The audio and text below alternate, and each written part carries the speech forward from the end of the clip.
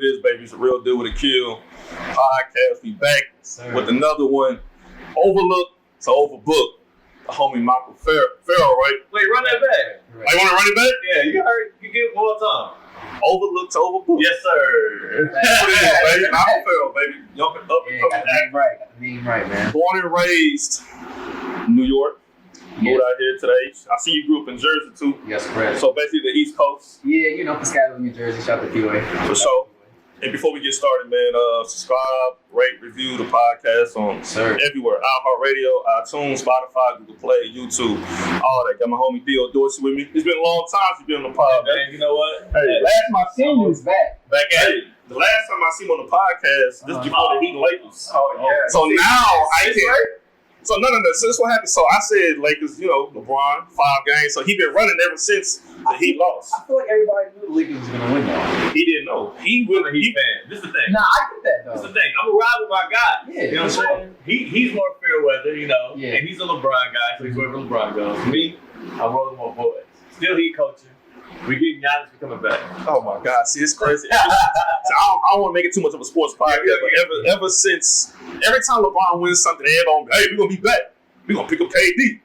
Go ask Golden State. That's what they did. They beat us like that. Everybody trying to assemble their own super team. Man, that's what it is. But hey, that's the last time I see you. I'm glad you back on the pod. Y'all won. Yeah, appreciate it. Y'all won. Hey, and but this thing, we got the homie here. Yeah. Last project you was in was called Tijuana Jackson. Right. How was that shoot, Chris? Tijuana Jackson. I want to get everything straight. Tijuana Jackson, Purpose Over Prison. Correct. And it's on Apple TV. Yes. And it came out July 31st. Yeah, July 31st. So how did that come about? Man. What's the movie about? So the movie's about Tijuana Jackson. He in prison, right? Mm-hmm. And he's trying to be this inspirational speaker. So he's doing like these things in the jail cell, trying to get these other inmates going. And he got out of jail. He realized his family not there to pick him up. Yeah. You know, and he realized life ain't what he thought it's gonna be.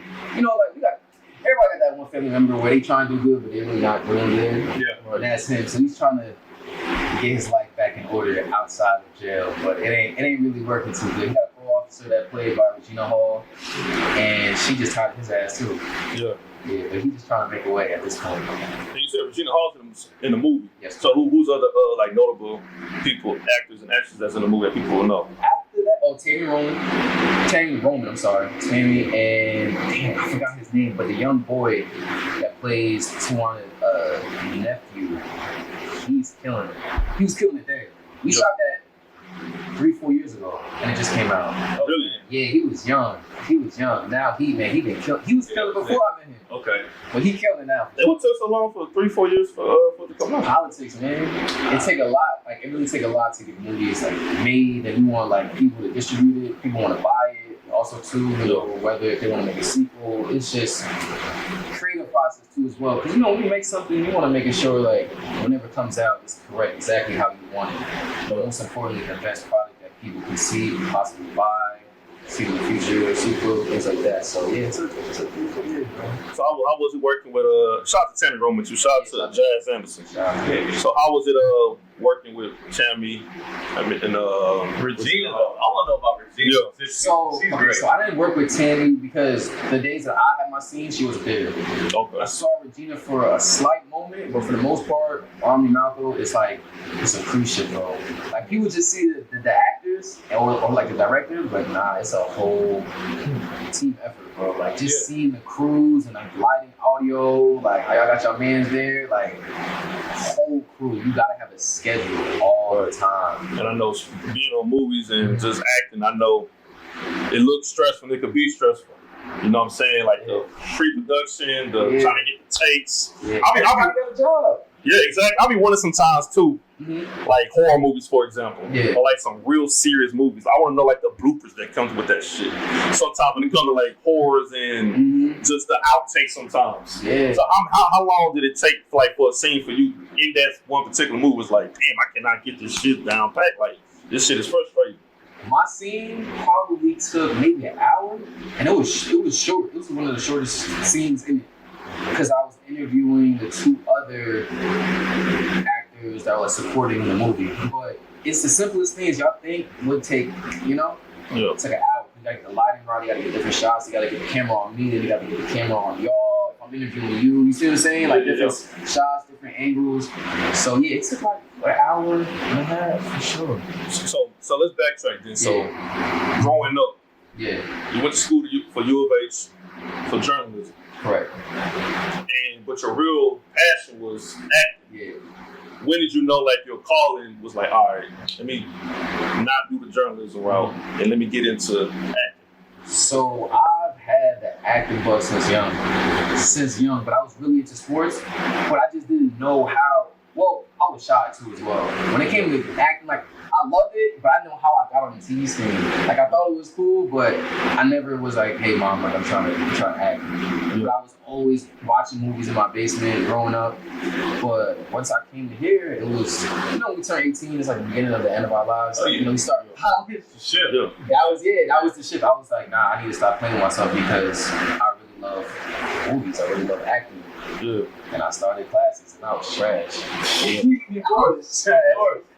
But mentally, I still stuck with it. Yo. Like, like no one pressured me to be an actor. That's I feel like that's my God-given talent for acting because I naturally love it. Yo. So for you though, I mean, I read somewhere that when you got into U of H, you had a little bit of a stumble there with getting into the acting program, and that's what got you into broadcast journalism, or what happened there? Now, how much did you doubt it though? Because you being 18 years old, knowing that's your dream, knowing that's where you need to go with it, you're like, yo. So I'm not like. Listen, I pray that no one still has that audition because that shit was dumb trash. I ain't gonna lie to you. Yo. And I think I reached out to them like, hey, I'm trying the theater program, and it was like, it just closed, but if you submit something, still will accept it. But I've never done theater before, so it was like, recite a theater piece. And I'm like, all right, it was dumb trash. Being an actor I know now, looking back, I'm glad they denied me because that was me. You know how you are now. Yeah, exactly. But do you think it could have been, what could have been different if you did go through the theater program as opposed to broadcast journalism then? I think the shyness would have gotten out way faster. Okay. I broke out of my shell at UH because on top of the broadcast journalism, I was in SVN and I had a few shows on campus. SVN? Yeah, that's Student Video Network. Okay, guys. We HBCU around here, bro. HBCU probably on the homie shirt. Shout out Food TV, Student Video Network. Okay. That was where I had 3 shows. Shout out Marcel, shout out to Kara Flag. We ran shows, and that helped me. Even though I wasn't acting, I was still in front of the camera. Of course. Getting that comfortable, that calmness in front of the camera. But I think with the theater, it would have pushed me to really be not shy because you're performing in front of a live audience. Yo. So I think that would have helped my curve a lot more. But it's a bad side sometimes to a theater compared to acting because you're so used to projecting your voice that when you try to do on film, you got to tone it down. So that would have been learning curve too. Okay, yeah. And it's always like that too. When you look back at your old stuff, you be like, God damn, my shit sorry as hell. Like when I go back, listen, I'm pretty sure when you do news, look at your old reels. You like, man, this shit trash. Yeah. I look back at my old podcast, I'm like, damn, bro, that's how it is. Yeah, that's how it is. So gradually, it's like, all right, you get better and better with time. I cannot. I don't know about you, but I can't never listen to my own podcast. The only time I listen to it is when I'm editing it and promoting on social media. But other than that, I can't really just sit back and just listen to myself talk. You know what I'm saying? So can you do that with your? Can you go back and watch your own movies? The big learning curve was just my voice. I think everybody has that. I hate my voice, and I just had to get used to hearing my voice. Mm-hmm. But I try not to look at my scenes or my auditions because I'm so ticky-tacky things. Why am I twitching, my eye twitching? It's subconscious stuff because if you used to watch it, you won't see it. Yeah, you won't see it. And I'm like, man, that shit was lit. So I like to send my auditions to a few people for reassurance. Yeah. But if I was to look at it, man, I can pick a part. I can be there for days. Like, we need to improve on this, and not shy away from it. But because I'm all about growth. But man, I feel it. Yo, and how many of those, you talk about the auditions you do. Yeah. How many of those are you churning out? Because I know in journalism, you think about someone trying to get into the industry. We're sending our tape out to people left and right. I probably, coming out of college, I might have applied to 60, 70 places. Oh, yeah. Got one yes. So what is that ratio like when it comes to acting, when you're doing all those auditions, trying to secure gigs? Like, if you could put it in numbers, how many are you out there doing versus how many you're able to kind of secure? Shaq at the free throw line. Woo. Man, that's tough. It's tough. If people knew how many auditions I go on and I don't get compared to wins and losses, y'all would say, why you lose? But that's how it is. People just see the wins, but they don't see the losses. Yeah. And on top of that, I tell people all the time, the majority of my projects are in Austin. So on average, if I do get it, I spend like 16 hours on the road. 14 hours on the road. Going back and forth. Audition, drive back. That's 4. That's like 2.5 hours from Houston, right? 2 hours. Yeah. I mean, you the one doing it. Yeah. I mean, I'm pedal to the metal. I'm speaking. Yeah. But so I get a call back. That's another 4. Okay. Now, if I book it, and if they be like, hey, Malcolm Farrell, can you come for a fitting? You gotta drive there for the fitting, drive back, and then we gotta go back for the shoot. And that's only if we're even shooting in Austin. Sometimes it's around the outskirts of Austin. Yeah. So it's just all about determination. But the win to losses, shit. You would be like, hey, bro. But I'm thankful for return on investment in the projects I book. And it's crazy too, because you coming from the East Coast, Jersey, New York. That's acting. That's Broadway. You know what I'm saying? That's where also the greatest actors of all time are from. You know what I'm saying? Not a lot from Houston. Yeah. Did you have any doubts? Was like, man, I'm in Houston. It's not Hollywood. It's not Black Hollywood. It's like, damn, like not everybody made it big and acting out here. Did you have that like that? Did you think about that at times? I think that's natural. I feel like how you guys talk about sports and players get traded to different teams. They think about where they're going and how can they win. So with Houston, I knew it wasn't the mecca of acting compared to LA and New York, but I'm the type of person like grass is green wherever I go. Yeah. You know, that's just true how I feel like I'm gonna get it regardless. And I always do nothing because this is why I took my classes. This is why I learned. Like I'm a hustler. Like, we from the East, so I know it's go get it. if it's in Austin, then we drive in Austin. You know, but man, I've learned so much in Houston, and I always went back to NY for some breaks in college too as well. So I took some courses in New York too, like talent showcases, where they in front of the cast and right there, we perform in front of like people that cast for big shows. But nonetheless, like Houston, it ain't the greatest city for acting, but you know, we're doing our thing here. Yeah. And at this point, why not move to Austin? I'm sure some people are thinking that, like, you know, you drive every other week. I don't really like Austin like that. You like Houston, huh? Yeah, I love Houston. I mean, of course. Yeah, you know, we know why. Yeah, you know why. Houston fits me, but the Austin is cool. I love Austin for what it is, which is the production. And it's like, you know, their thing is stay weird, keep Austin weird. Yeah, keep Austin weird, I think. But Houston is. I don't mind the drive. You ever thought about going back to the East Coast? Oh yeah. We're for sure making our rounds here, but whether it's LA or NY, and that's why I love Texas because it's in the middle. Yeah. You know, I can fly to like not too bad. Fly to Atlanta, New Orleans, or New York, and it's in the middle. I like that. Did COVID stop the process of anything working in the future for you? It stopped one project. I can't front. We were shooting it, and we got maybe like 3 days done, and then it was like, all right, we can't do it. And I was just thinking, but when COVID first hit, it was like February, everything stopped. Yeah. Like everything stopped. Yeah. And after a few months, Hollywood was like, we need too much money. He was like, because you gotta think of products that were supposed to come out during that quarter that had to get shelved. And you gotta remember too, as consumers, certain consumers are not even wanting these products anymore because they're inside all the time or everybody's not outside. It's like a different outlet. You gotta think about the marketing, about things like that. So it stopped a lot of stuff. But yeah, definitely one project. I want to have like an open conversation right now between like all of us. You know what I'm saying? Because you know with COVID, a lot of things has been hit hard. Yeah. And a big thing in Hollywood is the movie theaters. Yeah. So a lot of people don't really know how big of a deal is if we go like, hey, because Regal is they like no AMC in no states in the country. Mm-hmm. I think the last big movie they had was Tenet. Yeah. You know what I'm saying? That was their only big movie in 2020. So people was looking like they don't really know how big of a deal losing a movie theater.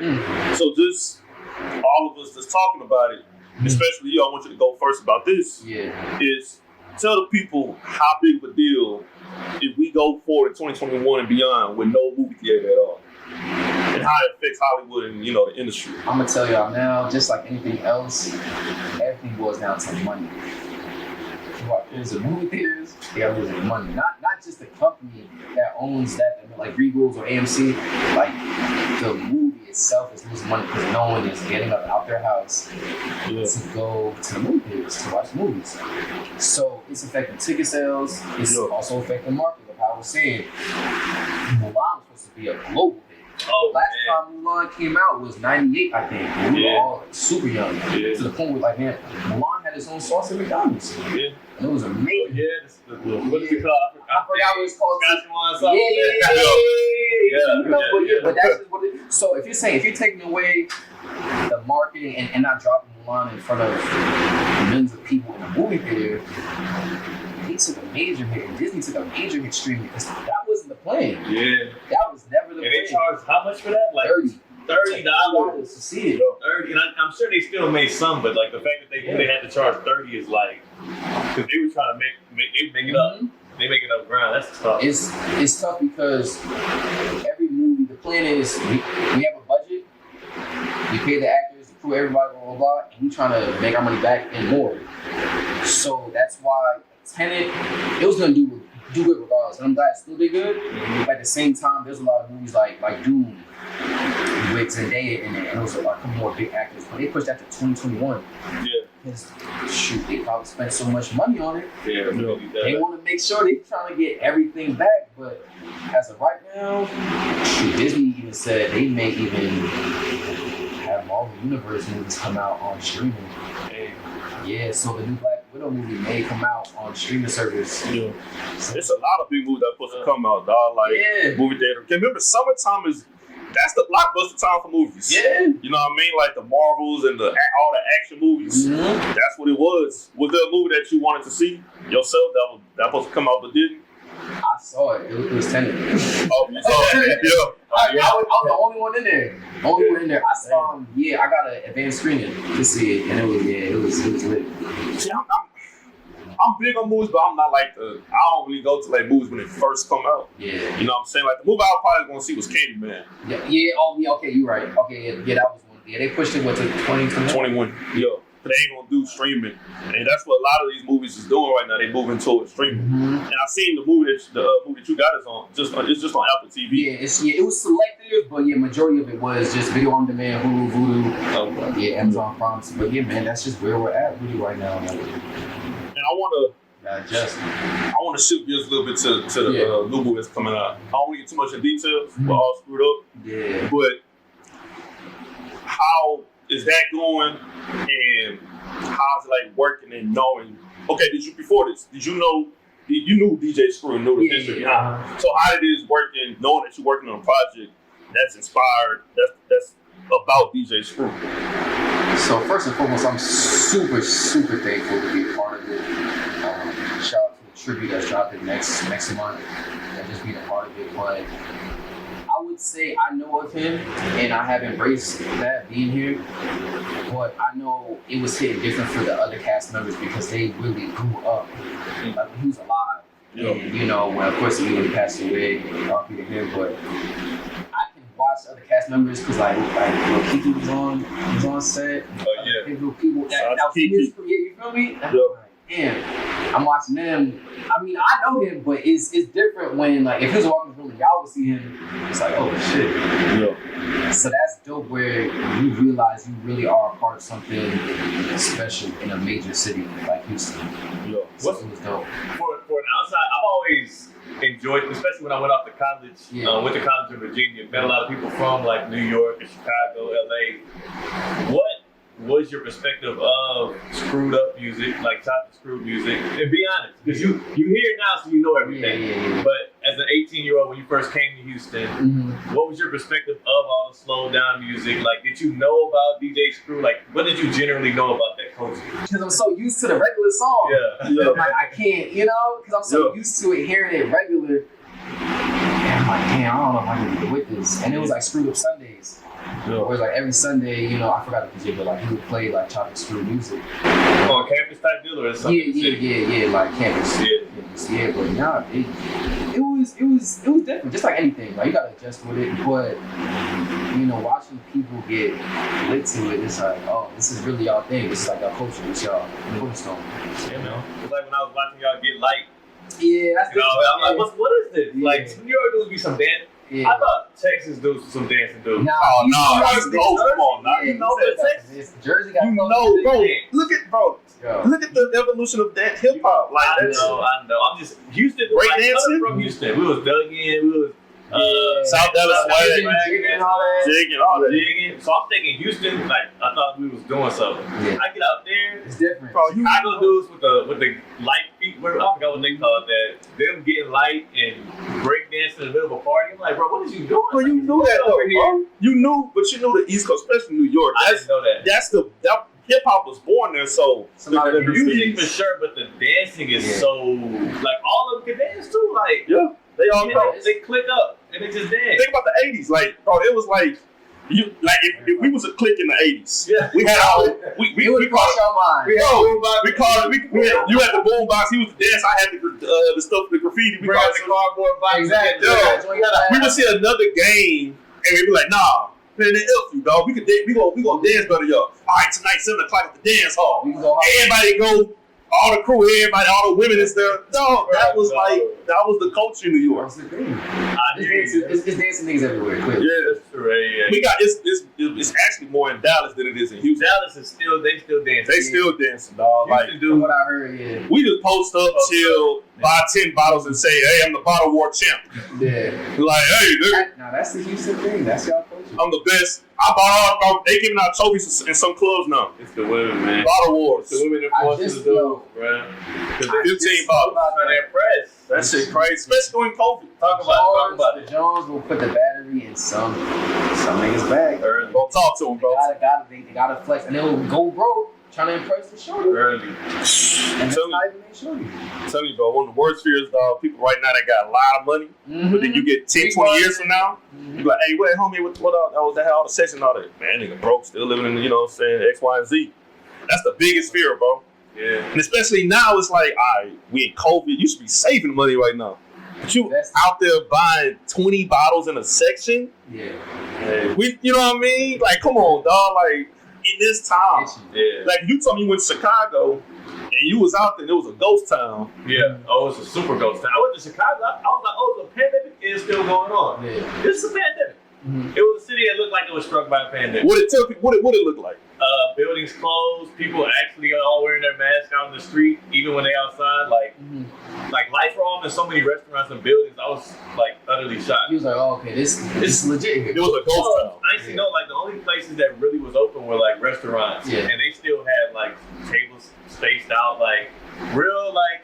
I'm like, yo, Following the rules. something's going on here. Yeah. You come to Houston, you're like, Nah. I mean, like, you know what I'm saying? Houston and Atlanta. Atlanta is open. Oh, Atlanta's open. They're open. And ain't no pandemic. And Miami. I haven't been to see it myself, but I've heard it's But it's just crazy, dog. Like how? So besides like working and doing your acting and all that, like what have you been doing during the quarantine and throughout this basically this whole 2020? And what have you learned about yourself? I've been in the lab, I've been in the lab refining, knowing my brand, knowing myself, where I lack at, where I need to get better at. I read Self-Management for Akil. It's a great book. I took like five classes on Zoom. I took a script writing class, learn how to write scripts. I always had the pen, but it's a structure behind it, you know? So I learned that, man, and I got into a new project called The People that's coming out in the next couple months. Okay. It's a new movie, new project. What's that movie about? So it's actually about the pandemic. It's about 5 actors in it. Yeah. And each character has their own situation on how the pandemic affected them. So I played this character Toby, and his situation is, his father got it. But on top of that, his mom been on disability for like 3-4 years. So now he becomes the father figure in the household. Because he got a sister too. So he take care of the whole household, and it's messing with his mental, and he still got to go to work and bring home the bacon at a young age. So it's just monologue format, so it's just straight scene. There's like five different characters that say how the pandemic affected them.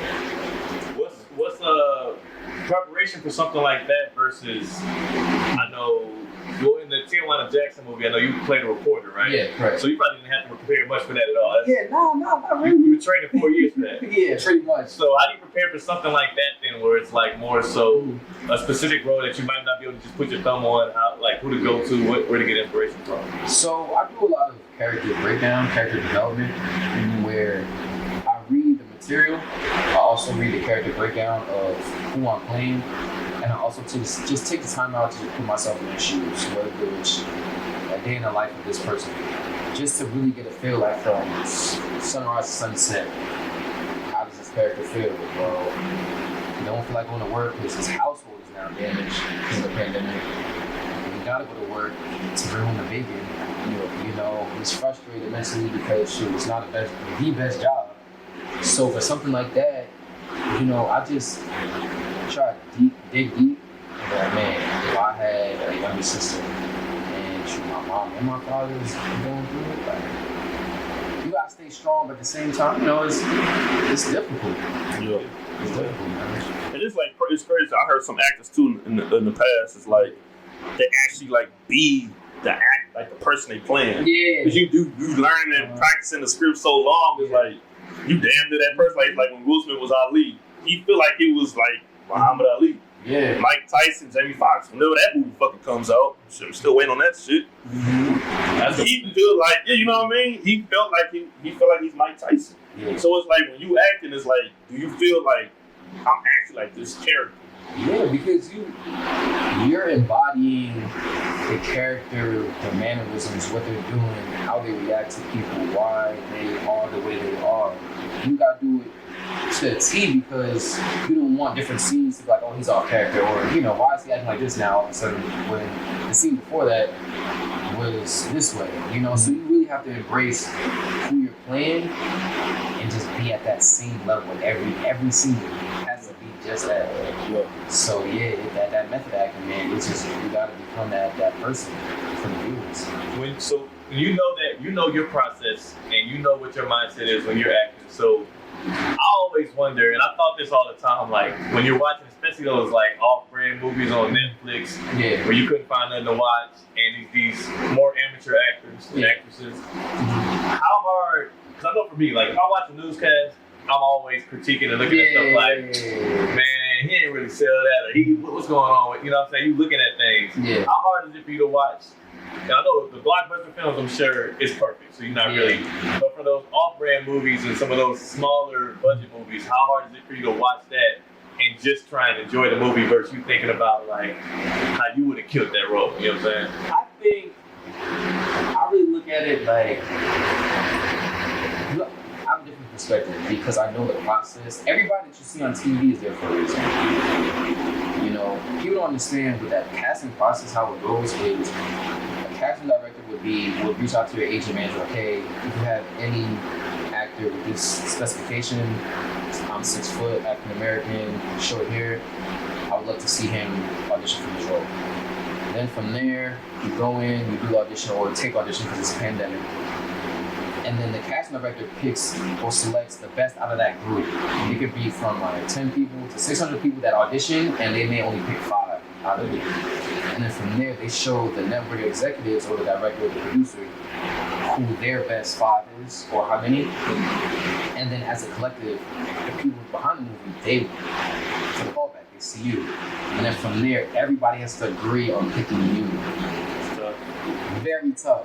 At the end of the day, it's a competition, but it's so much things outside of your control. Very subjective. Yeah, like, you know, or Malcolm, he's just a little bit too tall for the other character. You know, where this dude is 5'10", he kind of fits the eye line better when we're recording. Or, you know, Malcolm, he may be not light enough, or too dark enough, or, you know, it's just, it's little things that make or break you. So try not to be mentally killing yourself or not getting stuff. But what I'm trying to say is everybody that I do see and the production value may not be there, it's a reason as to why certain people are in movies or certain directors, because at the end of the day, it comes down to money and they invest in you. Yeah. You know, like we all agree that yes, we would like to have you as the lead for this movie to play Black Panther. There we go. And boom, and you did great. And but it's just, I understand some movies are better than others, but I understand the business side and the back end of how, you know, like it's the reason why they're there. It's the reason why this movie came out.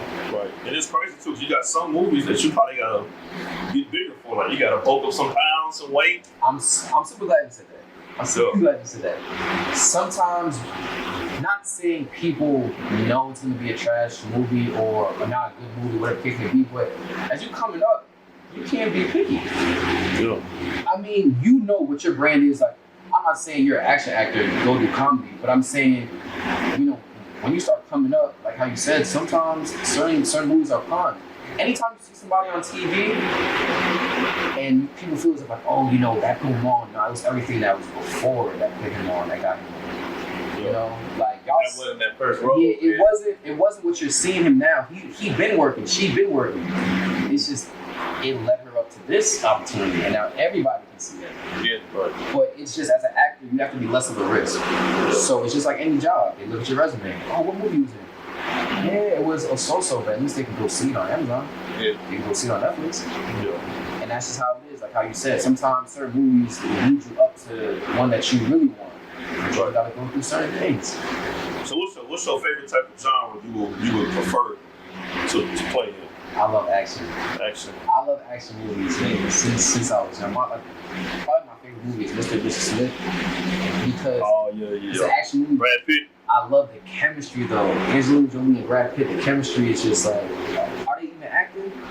Yeah. You know? That movie was cold. That makes sense. Man. That makes sense. It's a great balance. It's just, and the thing is, I don't think none of them would even put that movie in their top 5. This is Brad Pitt. He got Fight Club. He got Ocean. She got so much movies. And then you got Tomb Raider. Yeah, that's what I'm saying. That put her on the map, and she been acting since she was young. Yeah. But I feel like Mr. and Mrs. Smith won't be in their top 5, but man, it's just the chemistry. It's one of the most underappreciated movies in our generation. That Mr. and Mrs. Smith, man. That was very cool. They had some good scenes in that show. Yeah. I can still picture, like, I remember the fight in the house. Yeah, they got a lot of great actors and actresses. Vince Vaughn's in there. Kerry Washington is in that movie too. Yeah, that was her like assistant. Yeah. I had to see it again. Yeah. But it always kills me when I watch old movies back and see actors. Mm-hmm. Like when I watch Hardball, like Michael B. Jordan. I said it. Yeah. I didn't know that, bro. I swear, I'm like that dude. That kid looked like Michael B. Jordan. I did not know that was Michael B. Jordan. I looked it up like 2 years ago. I looked it up. You said who? Steve O'Brien, his man's in real life. Steve O'Brien, he's the co-host on Ridiculousness with Rob Dyrdek, the black dude. He's in that movie? Yeah, he's in that movie too. Hold on, wait. One of the kids? Yeah, one of the kids. He in that. I found that out. What's Ridiculousness? Yeah, What's his kid? he's in Hardball. Yeah, I need to see that. Yeah, they best friends in real life. Yeah. I think. So what's his name? Steve O'Brien. That's wild. If I'm not mistaken. No, he was in Hardball? Yeah, he was one of the young kids because they was on set together. Let me see. That's dope. I'm looking it up right now. Yeah. Steve O'Brien. Okay. Hold on, he's the older brother. Let me see. Oh, he's the younger brother. Yeah. He's the younger brother? He's G-Baby? No. He's one of all the baseball team. He's one of them on the baseball team. Oh, he was on with the glasses? With Michael B. Jordan. He was on. He was big, bro. That's him right there. That's him. He was G-Baby's big brother. No shit. He was G-Baby. No shit. That's just real. That's crazy. Yeah. That's wild. That's Damn. wild. That is crazy. It's crazy going, like looking back, like you said, because you think that this put them on or that, but like you said, it could be some way. Like some people thought Fruitville Station put Michael B. Jordan on. I mean, that was like his calling, but Hardball was like one of his first movies. And look, and even then, even in that situation, Michael B. Jordan was on his way up, still working and stuff, and Ryan Coogler just graduated from school. And he got the snag Michael B. Jordan and do this Fruitville Station that put both of them, keep it on the map, but yo, that's how it be. Sometimes independent films or whatever kids can get the right recognition. Hard too. Yeah. That's a classic for sure. Yeah, man. That's a classic. You never know where. You ain't want to be in a horror movie? Man. That baby without person shit. The thing is, I don't really watch horror films like that. Yeah. I really don't. The last horror film I probably watched was, well, I would watch Candyman. I got support like Man.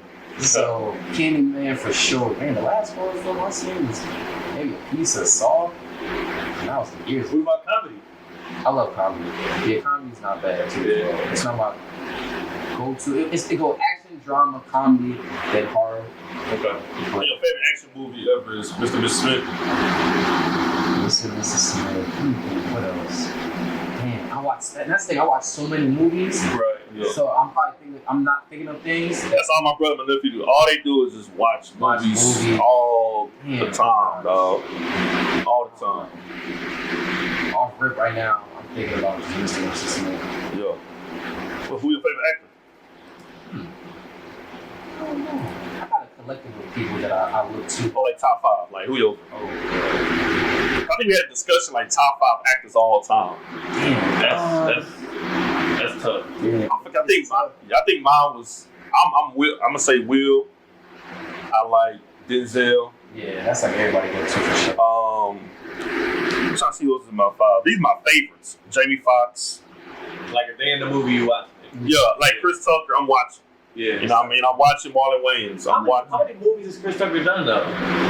He's been between Friday, Rush Hour. Like, but it was crazy because I go back and look. Uh-huh. So I was watching like a Michael Jackson, like his 30th anniversary concert. Mm-hmm. That was like 2001. Yeah. And at that time, Chris Tucker was the man in comedy. Yeah. So he had, after Friday, it was Rush Hour. Yeah, the Rush Hours. So really, for me, it was really Rush Hour. I like it standing too. Okay. You know what I mean? The Rush Hours though, that works. Yeah, that got me. Because those was classics. Okay. And I like, I think we had a discussion between Lawrence Fishburne and this other dude, dog. Oh my God. The small eye motherfucker. Oh, come on. Forrest Whitaker. Yeah, that's why I said that. Yeah, him. We had a discussion like who was the better like actor, and I said Fishburne. Okay. I like Fishburne over Whitaker. I was watching Fishburne movie before I watched the Whitaker movie though. I like Matrix too. Yeah. He's been in so much. To me, he's been in so much. Now, I mean, he had a great career. It's still going. Still going. He's on Grownish too, so. Yeah. I'll have to get back to him on that because it's like I said, it's people that I love that I'm not even thinking about right now. That I'm just like, man, I love seeing his performance because the way they adapt. It's all about the chemistry too. I'll be seeing, man. Theater.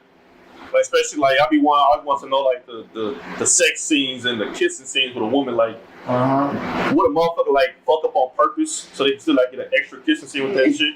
She's bad. Yo, I be wondering that shit sometimes. Come on, man. Think about it. That's true. Like real shit. So I can kiss her 5 more times. Certain scenes they do like 5-6 times. Well, I'm just saying you gonna mess up on purpose so I can kiss this girl. Hey. I didn't kiss her in the All first right. time. Like, All right. Now watch who's like your crush when it comes to actresses. I'm gonna name. All right. I mean, Megan Good growing up. Right now. Like Right now. who you taking right now? That's what I'm saying. Like right now. Let's say your girl Lori Harvey is an actress in a movie, Okay. and y'all in a role, and y'all got a sex scene, kissing scene, whatever. Okay. You gonna do one take, or you gonna be like, shit, hold on. But I'm sure we're gonna do multiple takes anyway. Not gonna mess up on purpose. Then I'm gonna look unprofessional. I'm gonna look like I'm If you fuck up, you got 2-3 more times extra. But I mean, I don't need to keep kissing her. I'm okay. I'm okay. I can kiss her 5 times. Like 5 versus 10. Like I don't know if I'm gonna get anything different out of number 7. I'm not believing. No, I'm not believing. I don't know how does that shit go? Like that sex scene, I don't know. Yeah. Fuck that. So when it comes to these goddamn sex scenes, sometimes I'm gonna be looking real as fuck. Yeah. They be looking real. Yeah. And then I heard the story about Holly Berry in Monster Ball. That shit was actually real. Really? Yes, that was a real scene. That's why it was so many rap references towards that one scene with Holly Berry in that movie because I didn't even see the scene. it was a sex scene in Monster Ball, and they were saying it was actually a real scene. did they really need to have sex? I mean, they was probably horny as fuck. I mean, a bad bitch, you know what I mean? Hollywood was a different time back then. I'm just asking. It's not like they think in so many ways now. Like the insecure scene. You see, I remember the. Bro, I'm telling you, that bro. was real, but it wasn't though. I heard. Would you be surprised if any of these scenes that sex is like real? I would say you get pretty close. They be looking too fucking real. You tell me I'm that intense, I'm just John humping you? I mean, but that's the thing though, like you gotta make it look natural. Man, I ain't gonna lie, bad chick, my shit is up after that shit, nigga. You got me fucked up. And I ain't doing shit after. You got me messed up, dog. That's why I ain't no goddamn actor right now. That's just some real shit. Have you done anything like that? I've done a scene in class where I grabbed like a shirt from behind as the scene was going. It was like a romantic scene. Yeah. That was like the closest I've ever, you know, I had no sex scenes. Right. Yeah. Not yet. If you were dating a woman, that's an question. What are your thoughts on that? Not to get yourself caught up or anything to get anybody mad. There you go. But so what are your thoughts then? If you're dating a woman and you know she got to go have like these, like she got to play a romantic role, probably got to do a sex scene, a few kissing scenes, dude messing up on purpose, so you can kiss your girl 5 times. I think as I get older, I realize, you know, it's the job. Yeah. I mean, because then we gonna be push shit. I may have some shit too. Yeah. So you gotta just remember that. It goes both ways. So that's what I figured. Who would you rather date? Who would you rather date? A porn star or actress? Actress. Yeah. That's the easiest question in the world. Hey, you'll be surprised. You will be surprised. Like what? You'll be surprised. There's a lot of motherfuckers that date porn stars. I'm just saying, there's a choice though. Like I don't know. Maybe actress. Some people like to. Go ask Jimmy Garoppolo. Shit, I'm pretty sure the motherfucker had some shit in Cali, San Francisco. Like I could have had an actress, but chose porn star. I would chose actress too, but Yeah. I don't know. I mean, yeah, different folks, different strokes. Exactly.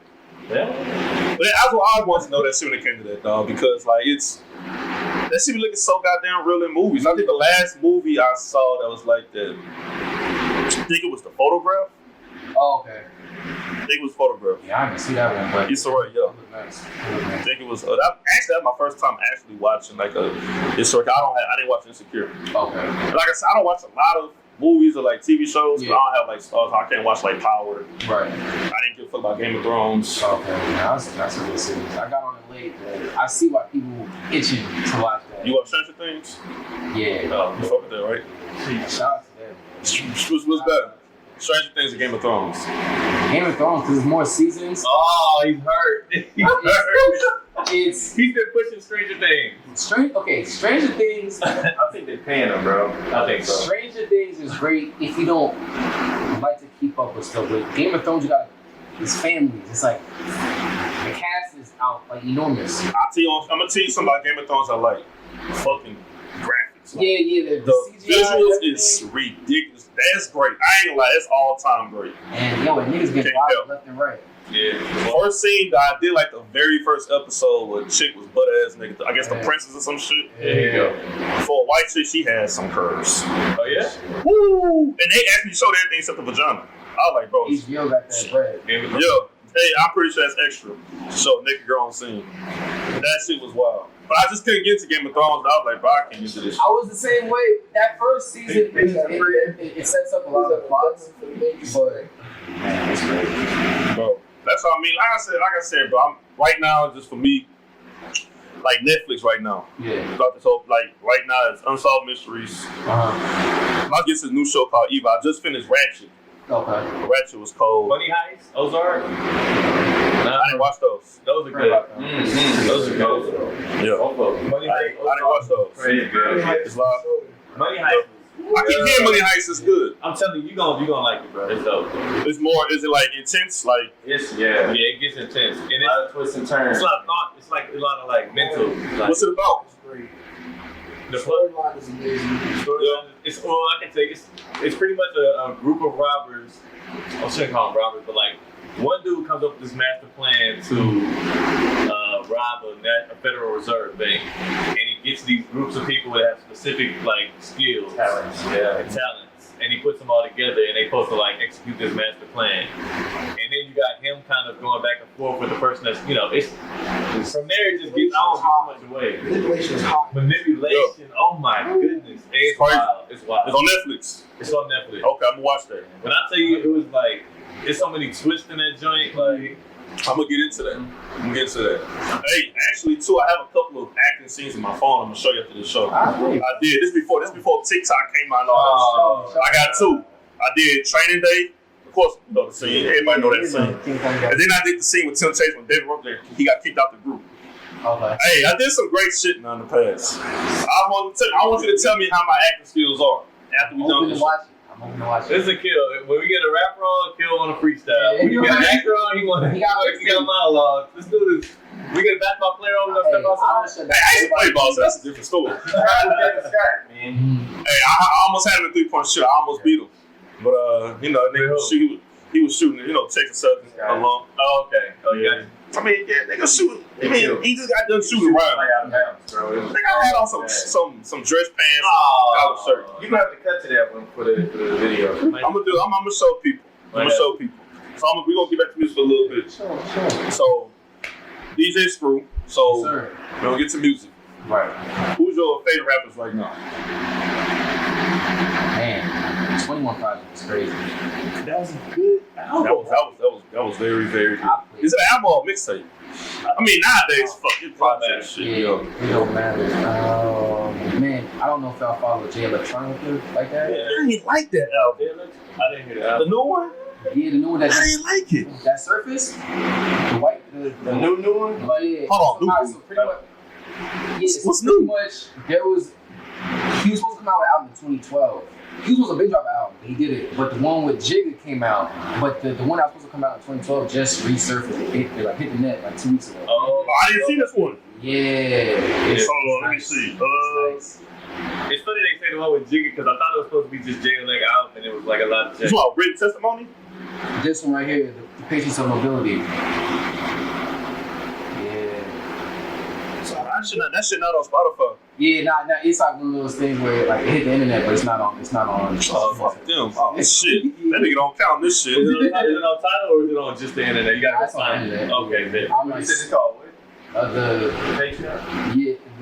the Act 2, the Patience of Mobility. Yeah, it's on Tidal. That's on Tidal? Yeah, that's all for you. I know I saw some recently. Yeah. I forgot title existed. I got that title. Hey, support black businesses, dog. Exactly, man. It's just I'm fucking sorry that I can't. I ain't telling y'all you damn subscribe. I already got Spotify. I'm ready to relax. Just take Shit. it easy, big guy. So you said- Yeah. So I got you said J21. Right now I'm bumping. Man, let's get my phone. Hold on, I'm sorry. I think right now for me, I'm jamming T.I.'s new album. I haven't bumped that. Benny the Butcher new album. Yeah. Conway the Machine. So I'm guessing I'm just in my fucking top 5 albums of 2020 today. Royce the 5 Nines. T.I.'s. Already in my top 5. I'm jamming that shit 20 times. Conway, Freddie Gill's new album. That shit hard. Niggas be telling me, I like Lil Baby's album. But all these albums coming out, it's like, damn, I'm getting older, so I mean, Lil Baby was talking about some shit.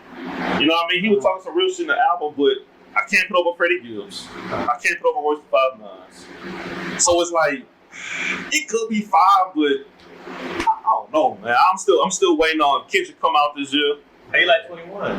21's I couldn't put my top 5. It's cold though. Yeah. It's cold, but not top 5. That shit cold as hell though. I can definitely agree with that. I like Baby's shit, but I also, too, where I'm at with my career and just in general life, I really do appreciate Big Sean's album. Big Sean's album. All the traction, just like that type of realm, that's what I mean. Like, because I gotta stay positive with acting. You feel me? So when I hear certain projects like that, I know it ain't for everybody, but I personally like it because he's saying some shit that I can really fuck with. Yeah. Just, everything I'm going through. To me, he's one of the more overlooked. For as big as his name is, he gets the most played, and I don't understand why. Because his music is generally good. He had that one album, Hall of Fame, which was like... That was his first album. I feel like that was like a radio hits and just... he was trying to get commercial. Yeah, exactly. I feel like the label was just like, hey, you need some hits, Yeah. But Big Sean has some good work. Detroit. To me, his best work is Detroit. To me, and then I like Finally Famous 3 before he blew up. Finally Famous 3 was great. Yeah. Finally Famous 2 was good. I think just his albums just let you down just a tad bit. One of them let you down. That was Hall of Fame. It was a big letdown though. Name another album that let you down. Alright. And then I don't know. I gotta think about it. he had Dark Sky Paradise. That was cold. That was cold. Like, Me and you had a discussion. It was like Big Sean and Meek Mill. Yeah, so we talked about the decade between 2010 and 2020. What was it? It was just like he was a better rapper. I'm taking Big Sean though. I think I said Meek Mill. and I like his work more. Meek, bro. I can't front that last album. I fuck with it. For Meek Mill? Yeah. Bro, Meek Mill ran away. Dog, his gap of song, because I said, we all agree song of the decade in 2010s was Dreams and Nightmares. Yeah. Like that gap between that song and another song being the song of the decade is like, oh, we still playing that shit now. Yeah, I'm tired of that. I mean, It just gets so like you out somewhere, you celebrate you with your people, and that song's coming at the right time. yeah. You know what I mean? Like, But you gonna rap it? Come on, you drunk? You gonna rap it? You gonna rap some of it at least? yeah. You gonna say a couple bars like if your boy grab you like you I love you, nigga. You my nigga. You know you joking shit. You trying to talk. I love you, nigga. You my nigga, dog. It's going down. And y'all hold on, that's all. Hold on, wait a minute. Come on, now you know. Come on. Yeah, Push you, boy. See, sober Malcolm is like that shit down. When you probably do you drink? Not really. Not really. I mean, because with the pandemic shit, you know. Oh, okay. I'm about to say, you celebrate, you turn me like, man, this whole hard. Yeah. All right, but I get where you coming from because I just can't jam it in my car. Yeah, oh no. Right now. It's more so like I'm out somewhere. Like I'm out somewhere and I've never pressed play on that song myself. I just never have. It's just always on at the club or something like that or the party. But the funny thing about that was that when that album came out, everybody thought that shit was like the only good song. Now I went back to like a couple months ago. It was more songs on that album that was actually pretty good. I like that one. I like the one with John Legend, Look How Far We Get. Yeah. He had Tony Story. Yeah. And then what's it? He had Bird with Big Sean on that album. Was it? Yeah. Bird. Yeah. I had that I know rappers carry over their big song and mixtape onto the album. Yeah. You know what? But you know what it was? I didn't even realize that was from the mixtape. Yeah. From the mixtape. Yeah, it was on there. I get it though. You know, it is. But it's crazy because I think another factor too was that at that time we was like 19 years old, and we just like, this is the only song on the album. Because we wasn't listening to a lot of like deep rap albums back then. We wasn't jamming Royce the 5'9". Like I know I wasn't. That's when Kendrick started to come into popularity though. Yeah. But his beats were so fucking hard. And he was saying some real shit. It was like, man, this is cool. Him and J. Cole. Kendrick was different. Yeah. But I was trying to think of what was the most, because outside of that was listening to Migos and who was still in Drake back then? Around when? Like 09, 010. That's like when it started. Migos? YRN was like. Well, that was in 2011. Well, 09, 2010, Wiz Khalifa was coming out. Yeah, it was like that was that time. We had that. We had Tiger. Yeah, but nobody was saying anything of value. Nobody was saying anything of value except for Colin and that was that area. Wale, Cole. Wale was doing something back then. He had ambition. Ambition. He had a mixtape. More About Nothing. Yeah. He had a lot of tapes at that time. I talk about old Wale. Old Wale's Newer shit. They gave me their first album then too. Who? Rick Ross when he made it. Like MMG. Yeah, the MMG out here. He had Young Money with that shit. Young Money was out. You obviously had Drake, but he was. I still can't rock with Drake like that. Why not? He cool, but I ain't gonna say he the best though. A lot of motherfuckers say he the best. I just can't rock. The other day, somebody told me Tory Lanez is more talented than Drake. A lot of people say that. A lot of people are saying that because he writes, he can sing just as good. Right. So he just doesn't write as much, maybe. He's talented. He can make a song. Yeah, no. Tory Lanez is but that's the unpopular take. You know what I mean? So it's popular to say Drake is more talented, but honestly, Tory Lanez is behind the production. He's writing for other people. Is he behind the production? Tory Lanez does a lot. I think Tory Lanez wrote some of. Who he wrote? I know he wrote a lot of people's shit. He writes though. I know he's with the pen and he makes good music, but I think also we're undervaluing Drake because I don't know, and I'm not even a Drake guy. You know, Drake has a great team around him. He does. He's a plug and play type of guy. You know what I mean? He has a great team. He's still super versatile. Like the fact that he's able to vulture all of those cultures and make hits out of all of it, that's a talent in itself. It has to be. Not everybody, if they could, then they would do it. And it don't work. This is true. Amen. What's the last hit Drake got? Like big, great. There's too many. Everybody has for one Drake hit. I'm saying the last one. That's all I'm saying. God's plan. No, more recently than that. God. God's plan. That was the last big hit. Yeah, God's plan. We can't say fucking Tootsie Slide. And I just found out that nigga before Tootsie Slide. No. Put something out right before. I don't know. He put so many hits out. I'm not gonna be able to name Drake hit. Money in the Grave or America. Money in the Grave was a good one. But that wasn't hit. That was. Oh, I'm moving. When I hit, I was singing this. It's a good song. He got a lot of good. The two ones with the Raptors championship. That's good. I just like Cole and Kendrick, man. I just like real. I'm talking about rap. I'm talking about hip hop. You know what I mean? Because I look at some interviews with some of the best lyricists of all time. None of them has Drake in their top rappers of all time. That's what I'm talking about. Yeah. I ain't talking about music. He could go to Jamaica and do reggae all he wants to. I'm talking about rap. Yeah, he's talented. That's all I was saying. Somebody trying to tell. I mean, this is like, I don't know. It's a tough take for me. It's all good, bro. But we figured out of here, though, dog. Yeah. Michael Farrell. Anything? Last question. Yeah. I know you got the hospital. Y'all working on that. Is there any more things you're working on that you can tell the people? Yes, I'm working on The People. It's coming out in the next 2 months. We're still editing it, but that's coming out in the next 2 months for sure. Got a couple other things too that's coming. But y'all can see that. Follow me on Instagram, Malcolm Farrell, MALCOLM, FARELL. That's everywhere. Twitter, Instagram. But yeah, as of right now with the pandemic, I can't really speak on too much of certain things. But The People's coming out. Like that's the next for sure. Yeah, man. I'm glad to have you on, but yeah, you can always come back on. Appreciate you. No, man. I feel like I'm at home right now. Oh, you big chillin'. You gotta sign your name on the wall too, dog. You gotta do it. Find some. We'll make some room. Make some real estate. Hey, shout out to Ashley for making this happen too as well, man. Oh, yeah. Ashley, for sure. And she gonna need to come out here for NBJ next year as well. There we go. Pray to God we have NBJ next year, man. Malcolm Farrell, Steele Dorsey, AK, Real Do the Kill podcast. We out.